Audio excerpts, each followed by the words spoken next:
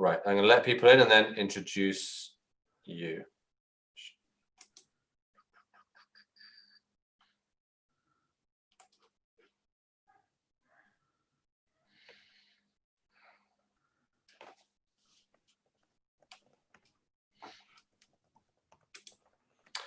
Good day to everyone. Good evening to those of you in Israel and elsewhere where it is the evening, and good afternoon to those of you in North America.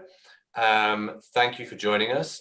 I believe that we may actually have someone joining us from Abu Dhabi. So if that gentleman is on here, then a special welcome to you for venturing into this brave new world. And my name is Paul Gross. I'm a senior fellow here at the Menachem Begin Heritage Center.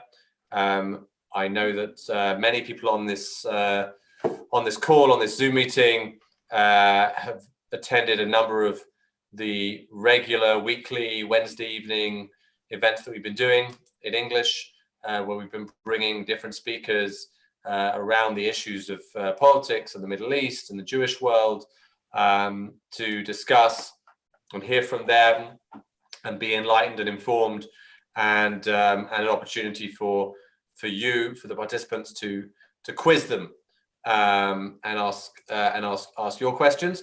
And we're very happy to have another great guest, Seth Frantzman, who I'm going to introduce momentarily. Before I do, for those that are new to this, I'm just going to briefly tell you how this works. We're gonna have Seth and I are going to have a discussion for about 30 minutes, and then open it up to you to write your questions into the chat, and you can ask him anything you want based on what he said. Okay, so Seth Frantzman is a Middle East affairs analyst based in Jerusalem. He recently founded the Israel Gulf Report, which we're going to hear about, to highlight developments in Israel-Gulf ties in the wake of the Abraham Accords. The new website seeks to harness social media and online platforms to spotlight diplomatic, trade, cultural, and tourism developments, providing a go-to place for people to network and take part in the rapidly expanding relations, cementing them in an easily accessible place online. He's also the author of After ISIS, America, Israel, and the Struggle for the Middle East, which actually we launched here at the Begin Center in the days when we could do such things a couple of years ago. It was a great event. He's also the executive director of the Middle East Center for Reporting and Analysis. He's reported from and conducted research in Iraq, Turkey, Jordan, Egypt, Israel, and the UAE. He's a former lecturer at Al-Quds University on US foreign policy, and he has a PhD from the Hebrew University of Jerusalem. He's originally from Maine in the United States and has a BA from the University of Arizona. And he's currently working on a book about drone warfare, which I believe is out next year, and writes on Middle East affairs for the Jerusalem Post, contributes to Defense News, Newsweek, The Hill, National Interest, and other publications. And he's a regular on various American, British, and other English language media. And we're delighted to have him with us here today. Seth, welcome to the Begin Center virtually. Thank you so much for having me tonight. I should say that the gentleman who I saw had registered from Abu Dhabi is indeed at this meeting, and he's entered the chat to say thank you. So thank you to I hope I pronounced your name right, Sir Mizachem Al Salum. Thank you for joining us. It's a great pleasure to have you with us. Seth, you founded this new website, which can be found at israelgulfreport.com for those that want to check it out. I've spent a while looking over it. It's really wide ranging. It covers trade and cultural ties and sporting ties. I saw a joint statement by the two countries' football associations. Can you talk to us a little about your decision to create this platform and why you clearly feel so positively about the opportunities that this new diplomatic reality provides us with? Sure, of course. As you mentioned in my background, I mean, I spent the last 4, 5, 6 years covering conflict in the region. I was in Iraq, of course, during the ISIS war, I've seen 3 or 4 Gaza wars. I've been all over this region and watched countries fall apart and seen terrorism and conflict. And it's fascinating that just in the last months, we suddenly have been seeing peace. And that's not peace throughout the region, but it is fascinating to see how all of a sudden this new peace between Israel and 2 Gulf states, Bahrain and the UAE, and maybe Sudan, is a really warm peace. And I was on the phone just a few days ago with the foreign ministry there in the United Arab Emirates, and they were talking about those words exactly, a warm peace. And just in the last few days, we've seen the first flights arriving and departing from Fly Dubai and Israel. They're estimating that there will be something like 300 flights this month. It's unprecedented in a world in which most people can't even fly due to COVID. And yet all of a sudden you have Israelis buying tour packages to Dubai. So there's this massive hunger, but it's not just a hunger, as I said, like for tourism, it's on every level. Today there was a virtual tour of the first museum in Dubai that has actually Hebrew on the brochure and Hebrew throughout the museum. And they are showcasing artifacts from things like the history of Jerusalem. They even have a letter from Theodore Herzl. They have a historic Jewish sword from Yemen. And this is called the Crossroads of Civilization Museum. It's in Dubai. And they're trying to talk about tolerance and coexistence. And last week we had a different delegation here from Bahrain also talking about tolerance and coexistence. And it's a really, I think it's a very deep and a real authentic thing that is happening. It doesn't mean that every single person in those countries loves Israel. We understand that, but I think it's fascinating. So the reason I started the website is because I personally was thinking, I want to read a website like this. I want to be able to see all the different news about Israel and the Gulf. And then when I say Gulf, it's important to mention there are organizations out there, by the way, doing wonderful work like the Israel UAE Business Council and things like that. There are, of course, people didn't do, just Dubai, Tel Aviv. You could have a whole website just about that. But I think the Gulf itself is a fascinating hub that has a kind of corridor of interesting cultural tourism ties that are growing specifically with Israel. So I wanted to create a concept that would have a social media platform, because I think a lot of people these days, most people get their information from maybe 4 or 5 different places. Different generations receive information differently, right? Some people have a print newspaper. Some people listen to radio, TV. Some people like Twitter, TikTok, whatever. I mean, I personally am not the generation that likes TikTok. Some people like it. I used to not be into Twitter. Now I love Twitter. So I wanted to create not just a website, but a whole concept, a whole series of platforms that I could then, not just me, but friends of mine or people that are interested or involved in this project could basically tweet, whenever they see something about UAE or Bahrain and Israel, they can just tweet it. They can retweet it. And then if you want to write a short snippet, a kind of news aggregator story to link to the article, you can do that. And it's nonpartisan in the sense that there's no agenda. So the agenda is just to highlight this kind of world. And I felt that this is a multi-layered cake. There's politics, you said sports, there's tourism, there's something called fintech, which is financial technology. I know nothing about that, but I'm happy to have a platform where people can write about that or post about it. And I thought one of the problems we have in our world is that, as I said, everyone gets information from a lot of sources, right? But it turned all of us into a bit like an octopus. You have 2 minutes information. How do you find it all? How do you aggregate it? And I think that one of the problems we have is that there's not always an easy place to go that kind of just boils it down into a kind of silo. So I thought that if I myself am confused and I'm supposed to be an expert in some of these things, lots of people must be confused. So wouldn't it be great if I can go to a place and see the top 10 Facebook sites that are devoted to Israel Gulf things, whether it's real estate or whatever? Wouldn't it be great if I can go see the top 10 journalists that are covering these issues? For instance, I personally don't know every journalist at the national or Gulf News. I mean, so wouldn't it be great if you could just go to a place and you can find out, who to follow, or who are you? Are you interested in, new venture capitalism? By the way, they just had the first deal last month of an Israeli venture capitalist firm investing in a company there that makes these little motorized scooters that you can drive around. It's called Fenix, F-E-N-I-X. So that was one of the first investments. And it looks like there's going to be a lot of things like that. It looks like there's going to be a lot of innovations. And we talk about startup nation, but I think that, you know, Dubai is another startup nation, certainly. And if you can blend these two things together, and if I can help to provide a bit of a platform where the blending can not necessarily occur there, but you can go through it in terms of the information, I think I'm excited about doing it. And I think there's other people that are excited about it. And therefore, I think that we'll find other people that will be interested in supporting it in various ways or writing for it. And hopefully it will become kind of an ecosystem. And even if it doesn't become a huge thing, it'll become a small thing that exists online. It will always be there. Because I love what I love about online stuff. Once you create a Twitter account, unless you get banned because you did something offensive, the account's always there. You're creating history. You're documenting yourself.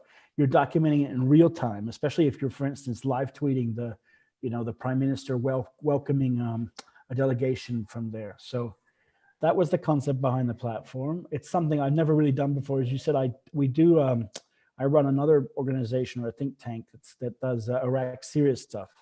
And we do very granular reports about Iranian militias and things like that. We have, of course, a bit of the same concept, but it's not nearly, let's say, as sexy as the Dubai stuff, because it's not about tourism and financial technology. It's more about, you know, threats and Shia militias. So it's more granular.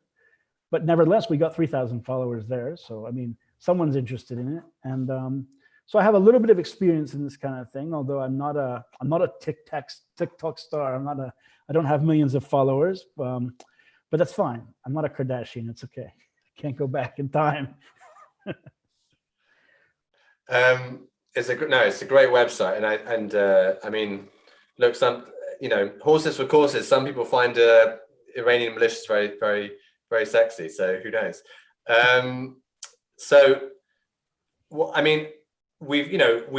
Israel has been at peace, has had peace with Egypt for 40 years, and formal peace with Egypt, and formal peace with Jordan for nearly 20 years, 30 years actually. What makes this different? I mean, clearly it is different, and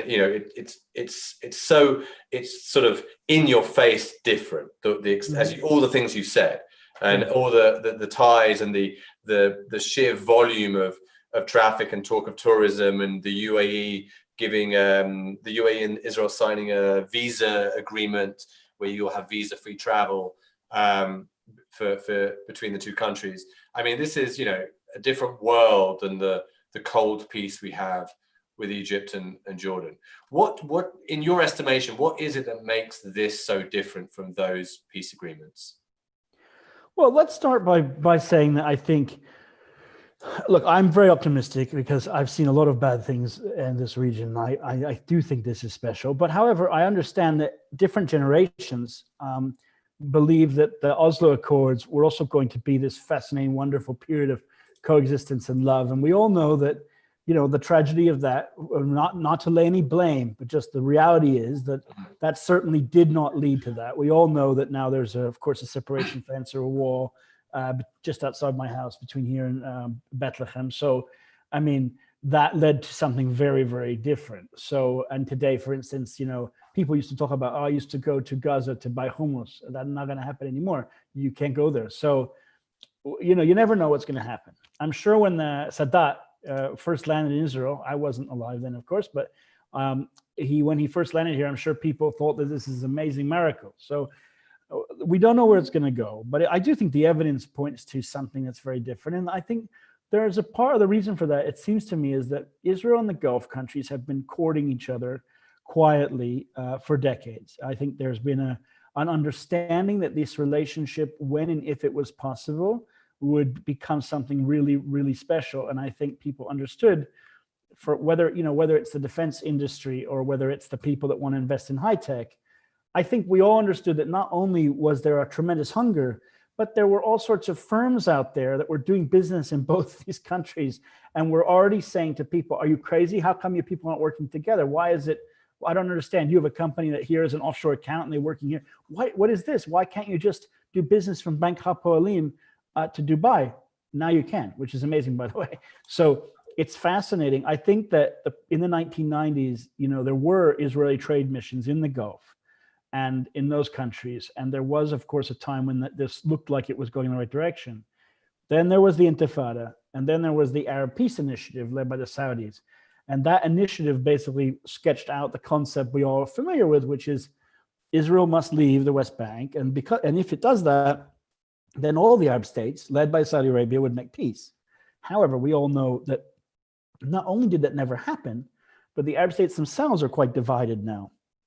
And that division, of course, enabled a bit of this interesting peace accord to come about, because with prodding from the Trump administration, which we all have to remember, whether you like the administration or not, the prior administration, this is a fact, because John Kerry has spoken about it, basically prodded these countries kind of not to make peace and tell the Israelis, listen, no, you need to do more for the Palestinians, and then the Gulf will come. And the Trump administration was kind of what you'd say is the opposite, a fuch, right? The Trump administration says, no, make peace first, and then we'll get the Gulfies in the door, and then the Gulf countries might be able to play a positive role as stakeholders in the peace process. Which I mean, personally, I think that makes sense, because, by the way, it's ironic that the same people who were against the Gulf making peace with Israel are for the United States engaging with Iran. And you say, well, I don't understand that. You think that America should engage with its adversary. Okay, fine. So then, therefore, shouldn't Israel engage with all these countries? I mean, why shouldn't Israel have relations with everyone in the world? Most countries have relations with everyone. You don't have to love them, by the way. India and Pakistan don't get along, but they have relations, don't they? So usually we would say that engagement is positive, talk, not war, right? So I think that there was an understanding, Dubai, by the way, unlike, for instance, Saudi Arabia, I mean, this was never even a country that even contributed to a war effort. I mean, it was certainly not even Iraq. Iraq, by the way, sent armored divisions to Syria to fight Israel in the 60s and 70s. The Gulf states never did that. By the way, we should remember today is the 49th anniversary of the UAE. It's a national day there, right? So UAE never had a conflict with Israel. There actually is no real conflict there. And in general, these states have played a relatively positive role, not only in terms of more recently the coexistence, talk about that, but even Qatar, which, of course, is close to Hamas. Qatar has played a positive role in stabilizing Gaza and supporting things. And that's why Israel facilitates the transfers of money from Doha to Gaza. So these are states that do play a positive role. Of course, they play a role in what they have. These states in the Gulf have technology. They have, of course, lots of ability to invest. And they're not like Saddam Hussein or Nasser regime of the 1960s, 70s. They didn't have roots in Arab nationalism and extremism or terrorism. These states specifically say, we're against extremism, we're against radicalization, we want moderation, we want tolerance, coexistence. Of course, people can say these states are not perfect, it's not a democracy. I understand. There's many critiques, of course, to be made perhaps of Israel as well. So this is the reality. But in terms of what the values that these countries are talking about, Bahrain and UAE specifically, but also Oman and those other states, are values that are opening, I think, and there is then this kind of rush to, as I said, a kind of 20, 30-year courtship. And now all of a sudden, someone said, okay, you can get married. So that seems to be what's, in a fascinating, strange way, is really happening. And I think we are seeing it in front of our eyes. It's not just talk. I mean, the fact that you have these Israeli groups in Hebrew talking about real estate investment there, and people there talking about coming to Israel, of course, to invest. It's a very real, indigenous, authentic thing. It's not like where the American government pays people to play peace baseball or something, and they get like 6 people to do it. Right. And when you say that the leaders of these countries, of the UAE and Bahrain, are not the Arab nationalist types, they're not Baathists, neither are they Muslim Brotherhood, they're not from the antagonistic ideological stables in the Middle East, the Israel that are sort of, I guess, anti-Israel as a matter of course. And I wonder whether, when you listen to some of the things that are being said by leaders from these countries that are so positive about Israel and so negative about Israel's enemies, right? There was a leading figure in the UAE, I forget who it was, and I just saw a headline saying something like, whatever his name is, says Hezbollah should disappear from the face of the earth or something. And it's so funny because we're used to seeing Arab leaders say that about Israel, right? When you see an Arab leader saying that kind of language, sort of disappear from the face of the earth, it's usually in the past it's been about Israel, and this is talking about Hezbollah, and it's such a fascinating thing, and I wonder if that speaks to a broader sort of realignment in the region. And given your expertise in the Middle East generally, reporting from Iraq and writing about conflict in the region, can you speak to that somewhat? The question of how are the cards lining up in this reshuffled deck of the Middle East? That's a good question. I think it's one thing we should remember. UAE and Bahrain are not a monolith. From my understanding, of course, I guess I'm not an expert, but on everything that goes on there. But I understand that, Bahrain was very, very much into the idea of peace for many, many years, coexistence and peace and talking about it. The UAE has taken a bit more pragmatic line, and you can read that, for instance, in the articles or talks that Yusuf Al-Otaiba has given, the UAE's ambassador to Washington. They've said very clearly that they chose to make peace now in order to prevent annexation. So it's important to, I think, underline that. The UAE has said that this is not just we love Israel. It's, there is a quid pro quo. Israel needed to stop annexation. The two-state concept should be on the table. And the UAE, that was part of the story. Obviously, also the UAE is acquiring F-35s, or wants to. It wants to be part of a kind of what's left of Pax Americana in the region, which is a kind of concept of a strategic alliance, of course, military alliance with the US. And F-35s, of course, are a unique weapons system. So there's a lot of things in the air, a lot of issues taking place, and each country has different things. But as you said, in terms of, how do these countries align? I think if we understand what the UAE's leaders have been saying, particularly Mohammed bin Zayed and others, is that they, have been saying for years that religious extremism and extremists are destabilizing the region. And when they say that, they usually mean Hamas and Hezbollah and groups that are aligned to what seem like two poles. The Islamist revolution in Iran from 1979, which is Iran plus all of its proxies, Hezbollah, the Houthis in Yemen, Shia militias in Iraq, et cetera, et cetera. And then the other pole is the Muslim Brotherhood, the Ikhwan, or whatever you want to call it. The Brotherhood is an organization that has origins, I guess, in the early 20th century, maybe prior to that, what have you. But it's an organization that had a lot of influence in Egypt, and it's given birth to groups like Hamas, but it also gave birth to the ruling party in Turkey, and also has great influence in many places all over the world, including Tunisia and places like that, including Jordan, including Kuwait. Qatar. Yes, Qatar as well, of course, is a big funder. So these are not, but in the narrative of the UAE, and I think correctly in many respects, these are not opposites, despite the fact the Brotherhood is ostensibly Sunni and Iran is ostensibly Shiite. They're both political Islam. They both believe in a kind of religious extremist viewpoint.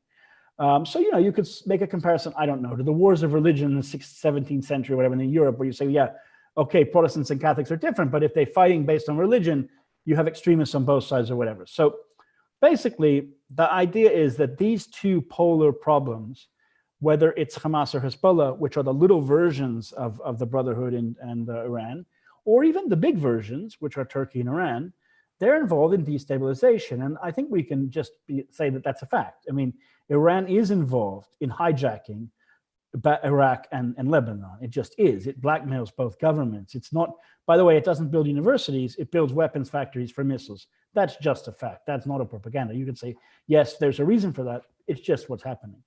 And Turkey, in the last year, has invaded, Syria. It hired Syrian rebels and sent the poor Syrians to fight in Libya, then sent them to fight Armenians. It's bombed Sinjar in Iraq.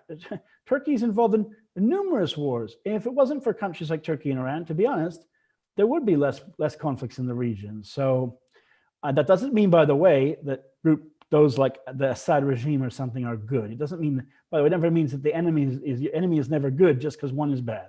But the fact is that that's the way the UAE sees the region, and Israel generally sees the region the same way. Israel says, Iran is an existential threat, and Israel believes that Hamas is a threat, and that Turkey is becoming a much more of a threat, much more aggressive. In the Eastern Mediterranean, for instance, Turkey is trying to sabotage Israel's gas deals with the Greeks and the Cypriots and Egypt. So this, of course, leads to the conclusion that, as I've written recently, Greece, Egypt, Cyprus, Israel, the UAE, Bahrain, Saudi Arabia, and all the way over to India, for instance, all of those countries have something in common. They have certain reasons to be allies. And against those countries, in some ways, is the aggressive stance of Iran and Turkey. And that's kind of just the reality of the region. And of course, you never know when things might change in Iran and Turkey, and they might get a new government, and there could be a total realignment, because we all know, historically, Israel's friends in the 1950s, who were the countries that Israel got along with? Turkey was the first Muslim country to make peace with Israel, of course, or recognize Israel. And Iran was a close friend of Israel up until 1979. And so in those days, of course, Israel's main enemy were the Arab nationalists. Now it's reversed, oddly. Turkey and Iran, problematic. Many of the Arab countries are Israel's closest friends in the region. So that's just a fascinating reality of history and how it's turned out. Right. And you made there was a passing reference in your last comments to Pax Americana. I think you said what's left of Pax Americana.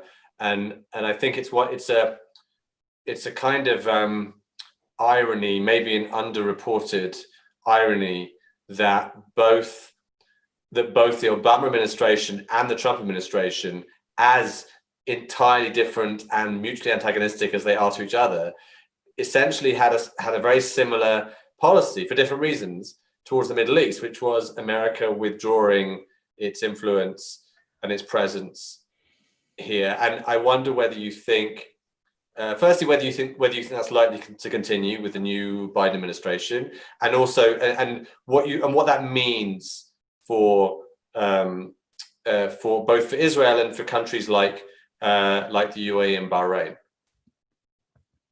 Yes, well, I think that's right. I mean, look, let's rewind the tape a bit. So the United States ended the Cold War, the most powerful country in the world. And the first conflict it basically got involved in was here, the Gulf War against Saddam Hussein. And that war set things in motion for what was going to happen over the next decades. Saddam Hussein, if we remember those years, entered the war with one of the most powerful conventional armies in the world. It was absolutely massive army. He had also Scud missiles. He had chemical weapons. He was developing nuclear weapons. And on paper, that army was massive. And the United States destroyed that army within a month of bombing in a revolution of military affairs that set in motion that Pax Americana and showed what American military power could do. That basically all of this Soviet conventional weaponry was basically worthless in front of the weapons that the United States had created. 10 years later, on 9/11, the United States learned the opposite was the problem. It's not a conventional army that you need to defeat. It's a bunch of terrorists living in a cave in Afghanistan. And so all of a sudden, the United States switched things and not only was dominating the world on the nuclear level, of course, and conventional level, but had to then dominate it in what was called the global war on terror, which meant hunting people down in caves in places like Somalia and Yemen and all over the world. And unsurprisingly, the United States got fatigued after 20 years of doing that, which any country, by the way, would. Even the Roman Empire fighting in Parthia or whatever got fatigued and eventually crumbled. So the Americans went on that mission, and we know where that's led, which is that people finally have decided that endless wars are enough. And as you said, the Obama administration drew the same conclusion as the Trump administration. The Obama administration was a bit more virtue signaling about it, but they basically every once in a while stumbled up and said what they really thought, which is, I think he made a point about, well, the wars in the Middle East are ancient from millennia, which is like, okay, that means that the wars in the Middle East they're just the people in the Middle East are basically always going to fight wars, and we Americans shouldn't be there. And the Trump administration said the same thing. It said, I think he gave a speech to the graduating class of West Point where he said, I'm no longer going to send, you guys to go fight wars in faraway places no one has ever heard of. Well, what he meant was Americans have never heard of them, which is fine. It's ironic because America had been fighting for 20 years. You'd think you should know where it is. That's okay. So, I guess that brings us back to the LBJ. What did he say about something like, I'm not going to send American boys to do the job that Asian boys should be doing for themselves in Vietnam? So look, America has a cyclical way of saying it's going to get involved and then not get involved and then get involved. But in general, the trend seems to be that the United States is retreating or declining or leaving these areas. And who is coming into the vacuum? Because obviously, if you withdraw, something has to come in. The Russians, the Chinese, Iran, and Turkey. Those four countries are the authoritarian countries that are moving in while America moves out. It doesn't mean that America is moving out entirely. Yes, they will withdraw from Afghanistan or leave just a few hundred troops there. And they will withdraw mostly from Iraq. But, in the end of the day, what matters perhaps from America's, what's left, as I said, the Pax Americana, is more like the British Empire in the old days. It's a bunch of coaling stations. So the United States consists of very powerful bases, like in Bahrain, the Fifth Fleet, CENTCOM. You've got Al Dhafra in UAE. You've got Udeid Air Base in Qatar. So America will have all these bases. America is still a massively powerful country. But the idea of having a footprint on the ground, the United States doesn't want to do that. Now, will the Biden administration reverse 8 years? Sorry, it's more than that now. It's 8 years of 8 years of Obama, 4 years of Trump, 12 years. Will they reverse 12 years of withdrawal? I don't see how they would do it. I mean, I think what they might do is say that they will stay in eastern Syria, which would be, I think, is good, by the way. They should stay. I think they may not wrap up shop entirely in Iraq, which might mean investing in the Kurdish region, which again, I think is a good thing. In Afghanistan, I really think the trend is that they will leave. So that's just reality. It looks like they're going to withdraw a bit from Somalia. I didn't even know there were a lot of personnel in Somalia, but there are apparently a few hundred, I guess. And also America has people in Niger. They've got some personnel there. But it looks like they're going to wrap up some of those missions or really reduce them. Some of those missions can be done from the air, or the French can do some of them, or other groups. I mean, but the trend is, I think, the Biden administration, I think Joe Biden himself personally, he personally is a child of the Kennedy years, right? Joe Biden was 21 years old, I think, when Kennedy was assassinated, which is kind of crazy. I mean, to imagine, but that he was about 21 years old, I think, when Kennedy was killed. So Joe Biden's natural worldview, I believe, will be a almost Kennedy-style worldview, which is a real muscular American. He tweets, he says, "America's back." Biden, by the way, sounds almost, right-wing in that nationalist flavor, but that's the way Kennedy would have sounded as well. So his natural inclination will be to project American power, but he will be constrained by not wanting to put boots in the ground, which means using the 1990s style of warfare, the Clinton years, which is a lot of airplanes and not much of a footprint. It's not that, of course, you can do a lot like that. But what that means is using local actors to do most of the work. The Americans call that, what they call it in the military parlance in America, is by, with, and through, which means working with and through the local partner. So we, Israel, for instance, would be a local partner, or the people in the UAE are a partner. And so the United States will want to utilize locals and do the work through them. And that, by the way, exactly brings us back to what we started, which is that's a good reason why Israel and the UAE and all these countries are rushing together, even why Netanyahu, for instance, went to Saudi Arabia, because there is an understanding that if the US is withdrawing a bit, if you don't want Turkey and Iran and Russia and the Chinese to come in, or at least in many cases, they don't want Turkey and Iran. Maybe China, Russia, most countries in the region are more okay with, but someone else has to go in there to fill that vacuum. So I think that's what we're seeing, and that will bring Israel into closer alliance with countries that need to work together because they share common adversaries.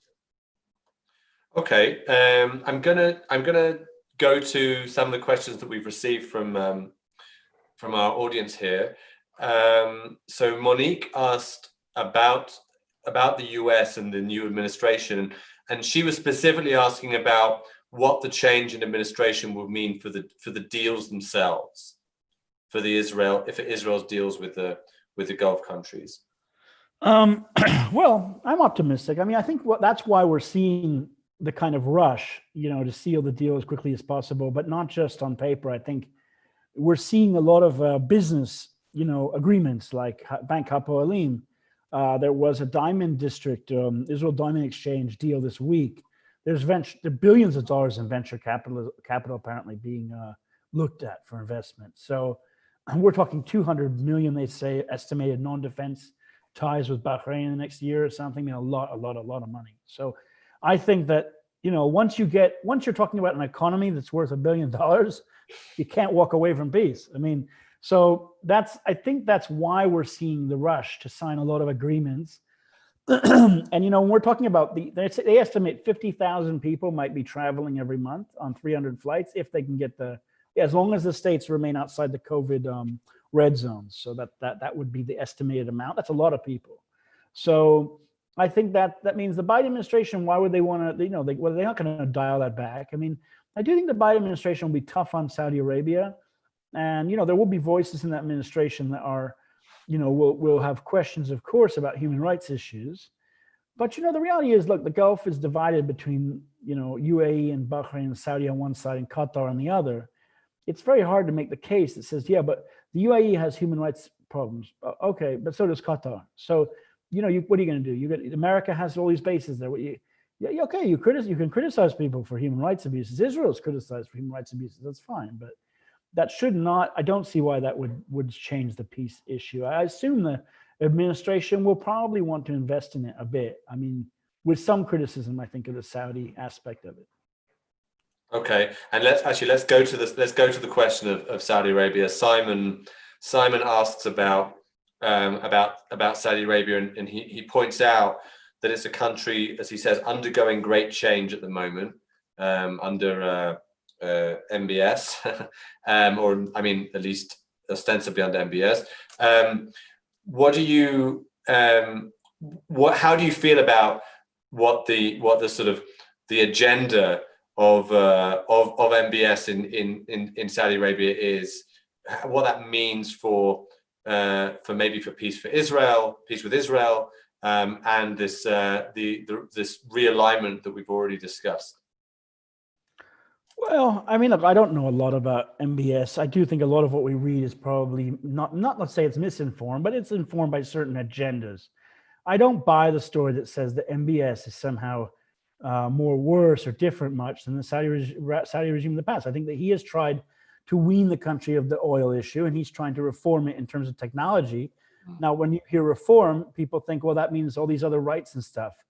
There have been very limited moves on certain types of rights, and that's in the positive in a sense. But we also know that other people that are dissidents have been arrested. But okay, they've been arrested. I mean, if you were in Saudi Arabia in the 1990s and you were dissident, you were also arrested. So I'm not really sure what's changed. I do think that he has removed some of the old guard, and those people don't like him, and they are friends with the Western press, so they write bad stories about him. And that's the way what happens in a king's court when some of the courtiers have to leave and they don't like the guy. Okay.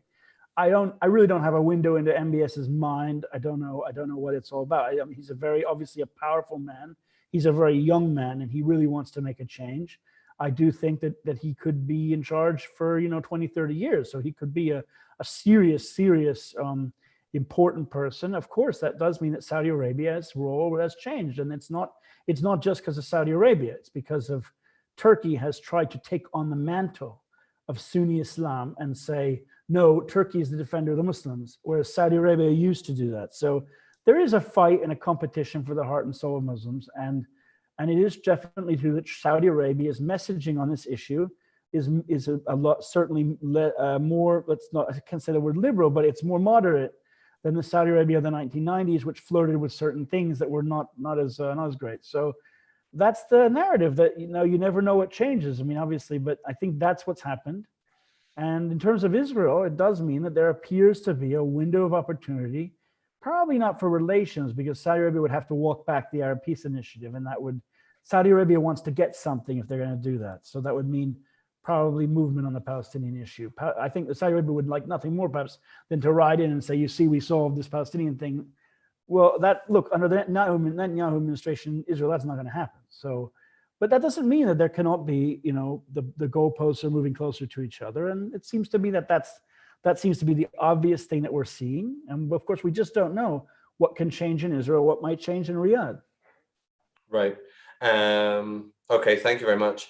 There's a question, well, there's a comment here from Robin um, about how Iran and Turkey are these two historic powers, empires, in fact, Persian and Ottoman empires. And it's a comment rather than a question, but with her permission, I'll turn it into a question, which is to say that, and maybe this is a little cynical, so you'll forgive me. So let's make this my devil's advocate question to you, Seth. That UAE and Bahrain are small countries in size, and there are these historic powers that are also military giants in the region. Are we maybe making too big a deal out of this when we put up when we sort of fly the flag of the normalization with UAE and Bahrain and put it against the threats that we actually face in the region?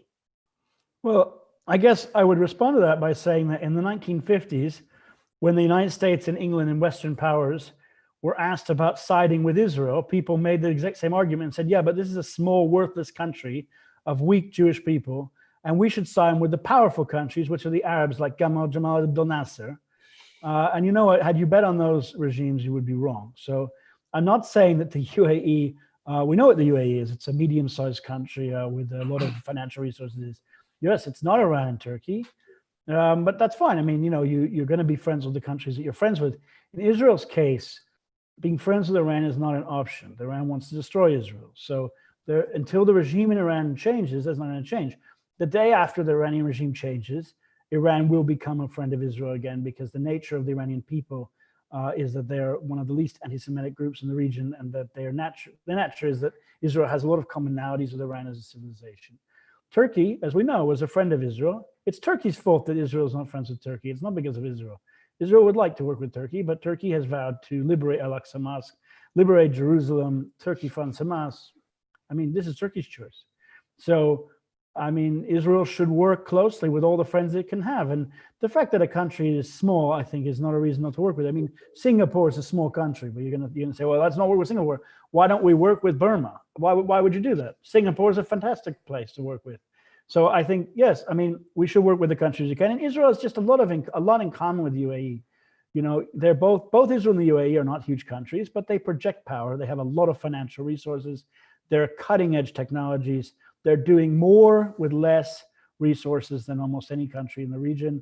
And hopefully together they can help to stabilize and project that influence to aid countries like Jordan or Egypt and bring good things to those countries. And hopefully that will happen. Right. Okay. I'm glad that wasn't a sort of genuine debate question for me, because I would have lost that debate. So there's a question from Jacqueline, which I think will be close to your heart. She asks, is there any hope in this new Middle East for Kurdish independence? I don't think there's a lot of hope for Kurdish independence, but I would say that I think that the Kurds in northern Iraq have de facto independence. It's just a question as if they can keep it. I think, that's always the struggle. I think that Ben Franklin said that after the U.S. War of Independence. You have a country, but can you keep it? So look, it's tenuous, but they have two airports. It's not bad. They have a large army. They have a flag. That's more than a lot of countries, some countries in the world. So I'm very positive on the Kurdish issue in Iraq. Look, in Eastern Syria, it's very difficult. It is touch and go because the Americans are keeping that going with the air power. The Kurds do a lot of the work on the ground with, of course, Arab and Christian and other groups that work with them. In Iran, look, the Kurds are harshly suppressed, although in Iran's defense, the regime in Iran is very bad. But Iran has never been as bad to the Kurds as Iraq's genocidal regime or what the Turks did. Notice, look, the Kurds in Iran, the state that Kurds live in is called Kurdistan. They don't deny it. So, I think Kurds, by the way, there are Kurds that have very high ranking positions in the regime. Some of them would not be friendly to the US or Israel, but I mean, so, Kurds will be Kurds there and they'll be fine. And Kurdish civilization has the commonalities with Iran. It will be okay. Turkey is really difficult right now. I think it's a very authoritarian state. There's not a lot of room for people to express themselves. And I would hope eventually that would change, because there was an opening if you remember, in the early 2000s, there was this huge opening for Kurdish rights in Turkey, and everyone said, there's all of a sudden you can speak the Kurdish language and Kurdish this and that, and it's very sad that some of that has been eroded. But we'll see what happens. I definitely think the Kurdish region in Iraq has a lot of promise, and I recommend anyone who can, when the COVID's over, you should go to northern Iraq. It's a wonderful place, and I really love the Kurdistan region. I wish I could go back there very soon. Great. Yeah, I recommend everyone read Seth's book on After ISIS, which, amongst other things, talks about his experiences in Iraqi Kurdistan. Okay, I'm going to combine a couple of questions here. Andrew asks about whether you see Gulf residents coming to Israel as tourists, and Meir asks whether there's any talk of Israel using air bases in the UAE or Bahrain. I think we will see Gulf citizens coming to Israel, and I think that's going to be wonderful. I do think there are some questions about what would be really great is if the Gulf, many of these countries, 80% of the people that live in many of them are actually expats. A lot of them are from Philippines, India, Pakistan, and also the UK and all over the world. So I think it would be great if Israel could help to facilitate the many people there, like from India, that would love to come to Israel. And I think I think we're forgetting that's the real hub is Tel Aviv, Dubai, India, and Asia. I believe in my heart that we're going to see a big hub of air traffic coming through there to here and vice versa, because it used to be coming to Israel was like a travel cul-de-sac. You come to Tel Aviv, you do Israel, then you leave. And if you want to do the rest of the region, you go to Egypt, you go to the Gulf. You're not going through Israel to get anywhere, because usually it was difficult to get airfares because it's so expensive to go to places like Egypt or whatever. I think now with these airfares being really cheap to the Gulf, you can hop on a plane, fly to Tel Aviv, fly to Dubai, go onward to India. And I really believe that that's what we're gonna see that. So I think that's gonna be really great. Look, I don't with the question about air bases and stuff. I mean, can't even answer that. So I don't think there's any. I don't know when and if we'll see. I think the big question to ask is not about clandestine intelligence airbase stuff, which you'll never get an answer to anyway. The real question to ask about that is when will Israeli defense companies be able to sell things to these countries? I've heard that they will be there in IDEX next year, which means Israeli defense companies will be there officially able perhaps to at least talk to other countries about selling things. And then we'll have to wait for a government decision from what's called SIBAT or whatever, which is the export control to allow Israel to publicly sell things there. And if that happens, the Gulf in terms of security technology, because Israel makes some of the best electro-optics and like small little security gadgets anywhere in the world, and artificial intelligence and all this stuff, things you can't even dream of, that's where we will see a partnership. And I believe that that's something where the Gulf technology and Israeli technology can work well together. But there are sensitivities in some of that stuff because we're talking about some joint programs that may somehow link in with stuff that's going on in the US. So there's question marks there, but that's the real question you should ask is when will the first public defense technology issues take place? And that may be public in a year or two. And that will be interesting to see if and when that happens. Okay, great. There was a question, something that actually hasn't come up, but I want to ask it because I think it's important that we mention it. Is events in Iran last week, at the end of last week, and the assassination of the lead nuclear engineer in Iran, whose name I'm not going to try and pronounce because unless it's in front of me and I can actually phonetically say it, I'll get it wrong. But we all know who I'm talking about. So the potential for some kind of Iranian response is there. Whether there's talk about it being maybe after Biden is sworn in or whatever, and we don't yet know what it's going to be. But what could this new arrangement between Israel and the Gulf states mean in the context of some kind of military conflagration between Israel and Iran, or maybe Israel and Hezbollah? Well, that's the big question. I mean, I don't know, but I do think that yes, Iran has to respond eventually. If you look at the scorecard, Iran's down in the game, so I mean, they're going to have to do something. And if you've seen what they have done in the Golan, it's not serious. Right. They did the salvos of rockets that were easily intercepted. They had IEDs that they put.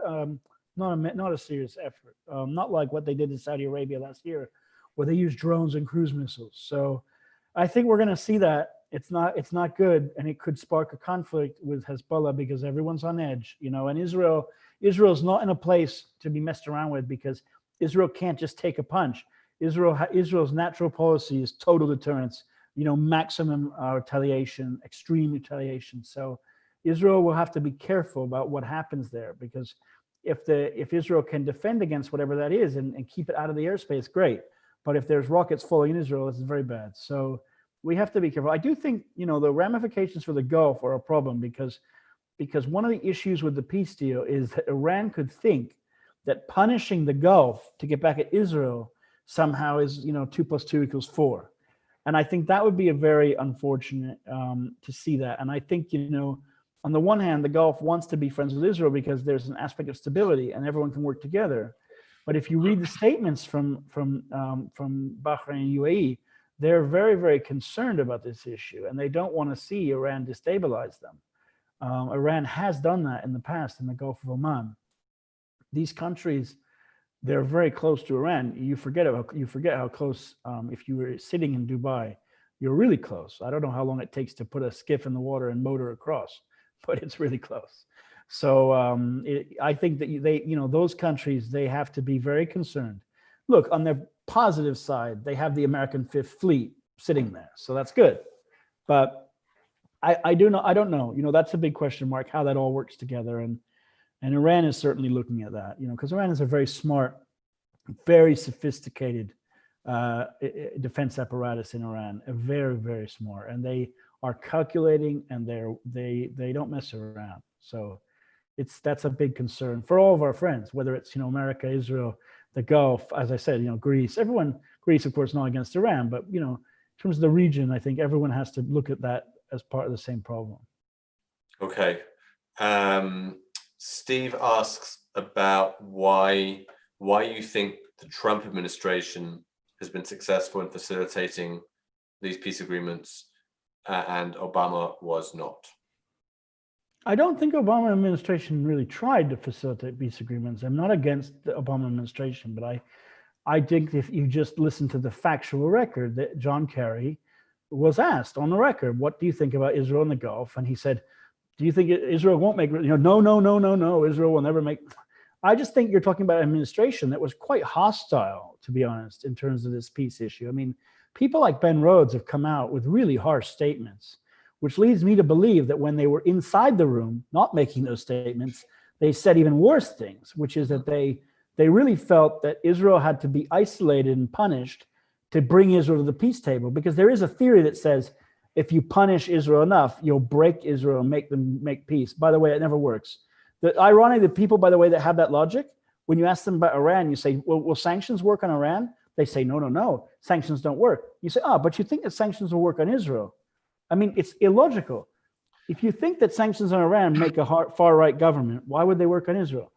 Anyway, I don't think the Obama administration really worked towards that end, so it was not a priority. The priority was the Israel-Palestinian issue, which they were not able to get because nobody's ever going to get, I don't think, peace there, especially not when you're dealing with an Israeli government today that is not interested in those discussions. So the Trump administration, look, they looked at it as a transactional thing. They hit upon something in the region, which I think they were willing to call certain bluffs and throw out certain taboos. And I think through that, they did come to a kind of new world order in a sense, which is that, sometimes if you stop listening to experts and you kind of pull it like Harry Truman and just say, well, I'm just going to do it. Sometimes that old-fashioned simplicity of, well, wait, why can't we do this? Sometimes it works. And look, it's like Richard Nixon went to China. Dick Nixon was no one would have thought that would have happened. So sometimes when you're willing to do something totally crazy, actually it may work. And I think the Trump administration hit on that, and they were there at the right time. And they got what they got. I mean, there is, of course, bigger fish to fry, I guess, out there in terms of, what about Saudi Arabia, et cetera, et cetera. And when it comes to like Sudan, for instance, you see the Trump administration, when it comes to doing things like investing in Sudan, they're not going to do it. So, it worked with the Gulf because the Gulf doesn't need a lot of money. They have what they need. Whereas a country like Sudan is hard and difficult because the Sudanese really want something, which is to be off the terror list. And they really need investment. And the United States is not going to come to the table on that. Okay, we have a few more minutes. I'm not sure we have more questions, so I'm going to ask one last question, which you can leave us with, which is this: go back to where we started with your website. As you said, the website showcases all these incredible things that are happening in a variety of different fields. What would be your kind of sort of fantasy? What would be like your dream thing to be able to put on the website, to say, okay, wow, this development is something we want to splash all over the website because it's so phenomenal. It's going to be so revolutionary for ties between the countries or the wider Middle East. Something vaguely realistic, not like a time machine or something, but like, what might that be in the coming months? I think what would be, in coming months, I don't know, but I think what would be phenomenal was, we recently heard about, joint training in Egypt, which included Bahrain, UAE, Saudi, Egypt, and Jordan. There was joint military training. And we also recently saw the king of Jordan and the king of Bahrain go to Abu Dhabi for a meeting with their leaders there. So that, so far when it comes to Israel, what we've seen, by the way, is Netanyahu, but not meeting with the top leadership. And I think really what would be phenomenal and what Israel needs, I've said this a few times in the past, in some ways the relationship, peace deal with the UAE and Bahrain has kind of koshered Israel in the eyes of the region a bit. And I would love to see, I think it'd be great if this could happen, and probably won't happen, but Israel has pretty difficult relations with the King of Jordan at the moment. It would be great to see the King of Jordan and Netanyahu in a room with the top leadership of Bahrain and maybe Egypt and the Gulf, as part, of course, probably of Israel, therefore doing something on the Palestinian issue, because of course these countries are not going to give Israel something for nothing. So that would mean, Israel would have to do something, but I think that would be great. I think either an announcement of joint training or F-35 joint training, or having the top leaders in the room all sit together and have a real Middle East, confab. That would be a change for the Middle East, and that would really send a message to Tehran and Ankara, who, by the way, they do like to meet. Rouhani and Erdogan do meet, and they all smile and everyone's happy. That would send a real message. This is a real thing. This is a strong bond. It's a new Middle East, and this is just the way it's going to be. So that would be great. I'd love to see it. I don't know if it's going to happen. Maybe not under a Netanyahu administration. I just don't know. But you never know. Things are wild in this region, and you just never know. Okay, thank you very much, Seth. That was a great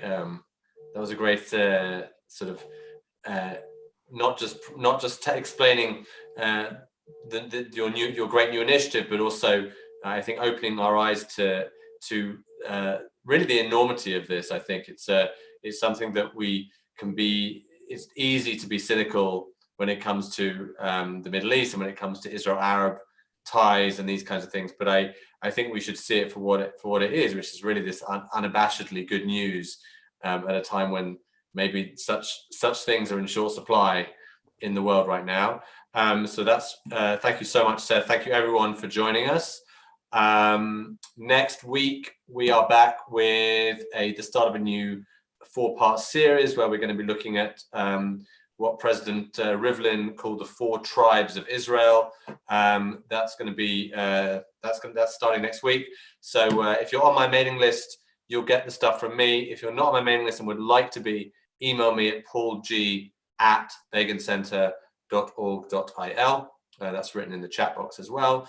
It's also on our website and our Facebook group.